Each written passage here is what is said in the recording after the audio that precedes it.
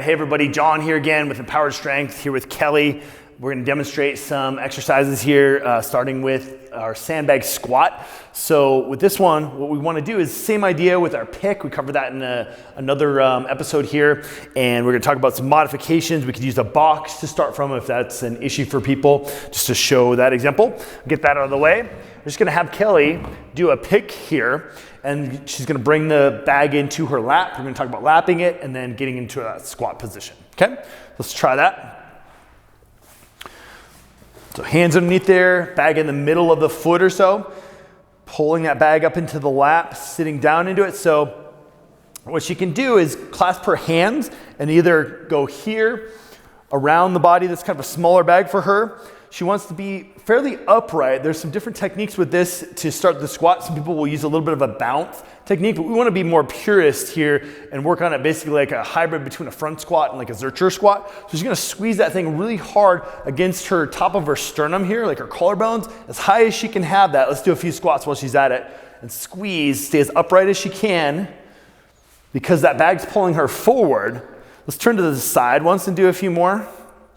So let's show a couple good reps and then what it looks like when she doesn't do that as well. So she can play around with it, modifying that. She can be in more of like a Zercher position, depending on what training effect she wants. If we want to fatigue her grip a little bit. So let's show a couple poor reps. So let's lap it. Let's start from the ground again. Let you take a break and lap it.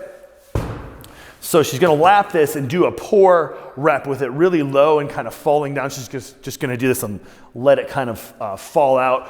Or she could be in this really odd, awkward position that we don't want to be in that looks kind of gross there. We don't want to be there. So squeeze, yep, real low. Let's not clasp our hands. Let's do this poorly, okay?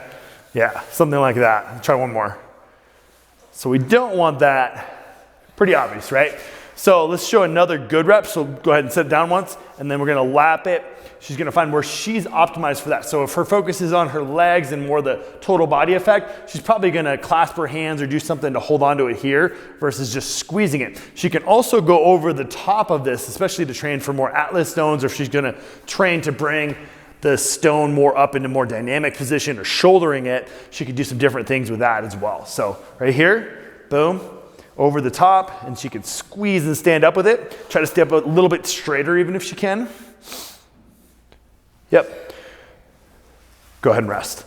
So what that also does too is when she's able to compress that into her upper abs and into her chest, ladies want to be a little bit careful, as you can kind of imagine for obvious reasons, but she's able to get good contraction with her abs. Pulling that stone in tight is really just going to make it feel like it's part of her body in a very safe position from everything I've found. And she's getting over the top of it or getting here. And it's just a synergy effect of the whole body there. So it's a really nice total body training effect from the grip to, again, all this core stuff going on, this more alive kind of implement. And again, a squatting position is only going to help our front squat, only going to help our vertical kind of impulse and drive and lead into some other good things that we're going to cover in future rounds here as well. So again, there's the squat positions for the sandbag.